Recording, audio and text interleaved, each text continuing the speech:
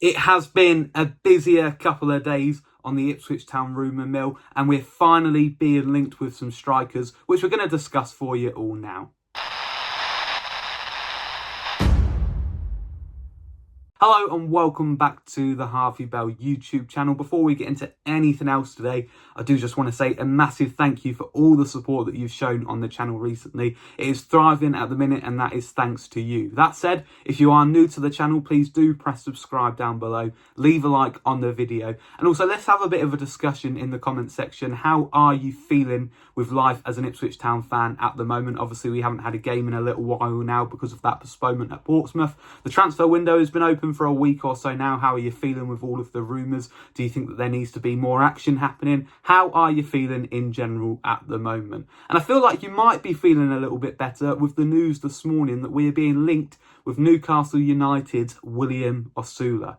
Okay, so coming into the transfer window, I think everybody was in unison that Ipswich Town need a striker. That is the main focus this transfer window, and William Osula is exactly that. Previously of Sheffield United, had a loan spell at Derby County, and in 2024 Newcastle United paid Sheffield United a substantial fee for the striker.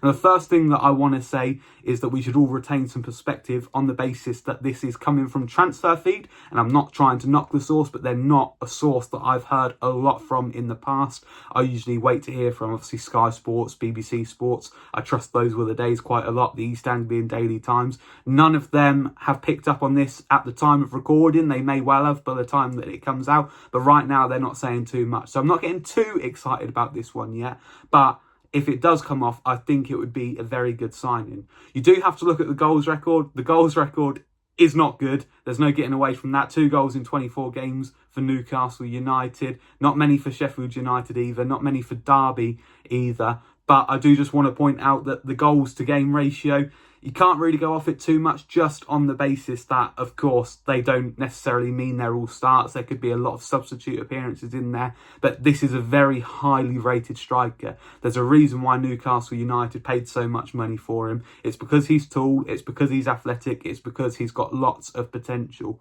If you look at the mould of a Kieran McKenna striker that we've looked to sign in the last couple of years, I very much base it on George Hurst. Pace, power, height. William Osula is exactly that, and he'd definitely be somebody that Ipswich Town think that they could develop and take into the Premier League, and he would match the whole thing of buying players to then sell on for profit at a later date. I mean, it's said that on this transfer feed thing that we would pay an initial loan fee. We'd have him on loan for 6 months, and then potentially an obligation to buy for somewhere around 15 to 20 million pound in the summer if we were to go up, which, do you know what? I think for a player of Osula's potential, and given how highly rated he is by Newcastle fans and generally in the football world, I think that, you know, that would be an absolute steal. And this is a striker signing that I really hope comes off, and it is really quite exciting. He's strong on both feet, good with his left foot, good with his right, very skillful as well, and this would be a massive statement of intent if Ipswich Town can pull it off. William Osula isn't the only striker we've been linked to this week though, because Patrick Bamford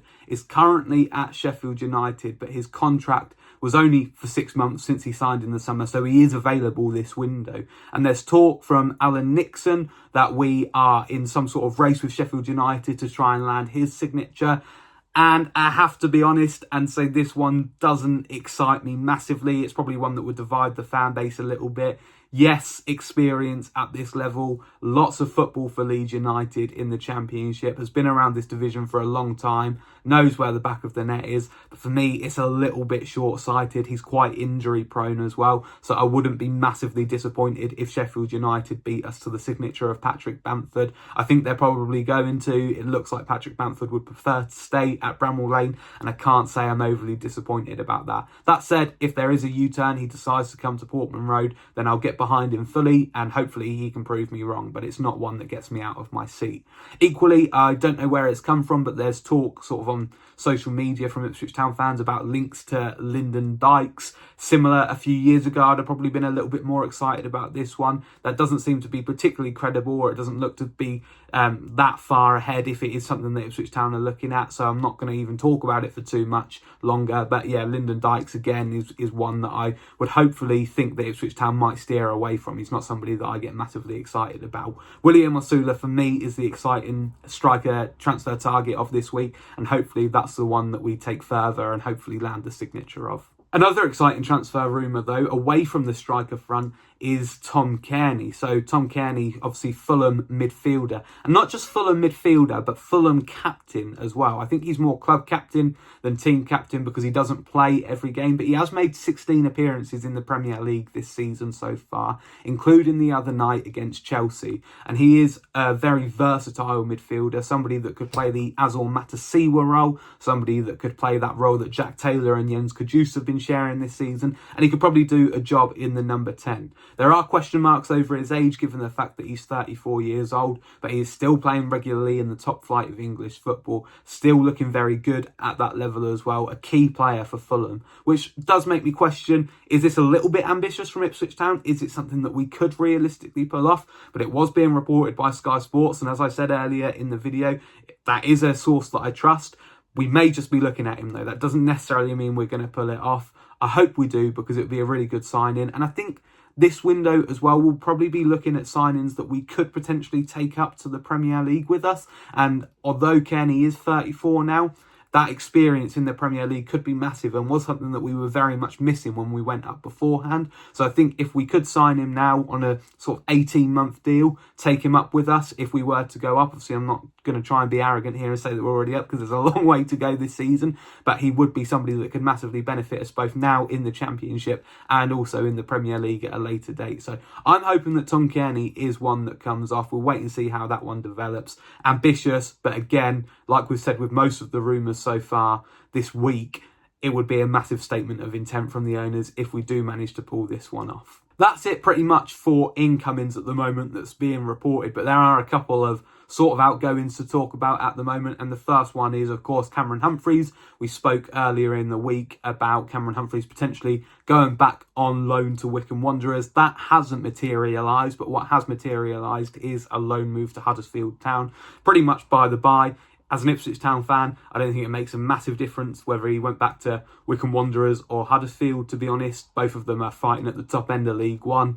It makes sense for him to go to Huddersfield, hopefully get another promotion under his belt, get some experience in, and hopefully play a lot of minutes for them in what looks to be a successful campaign for the Terriers. And look, good luck to Cameron Humphreys. Hopefully he comes back and is a even better player than he already is, and can try and make his way into the first team. That would be good to see. But for now, at least he's going to be getting some minutes with Huddersfield.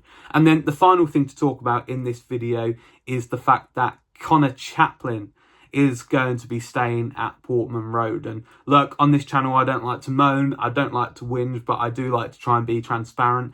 I do think that that is a little bit of a mistake. I'd like to have seen Conor Chaplin recalled. We talk about having players in January that can come in and hit the ground running. Why not somebody that has done it for Ipswich Town before, understands the club, is a very good attacking player at this level, come back and hopefully fit into our system.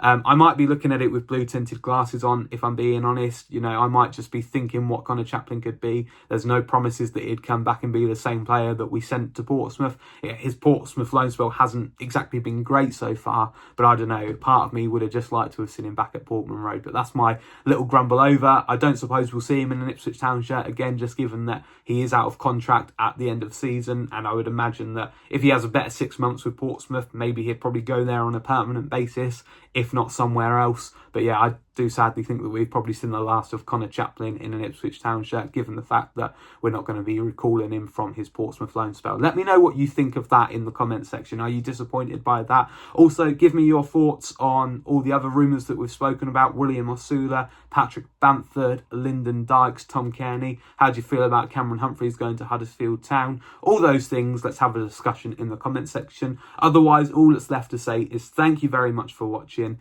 and keep on keeping on.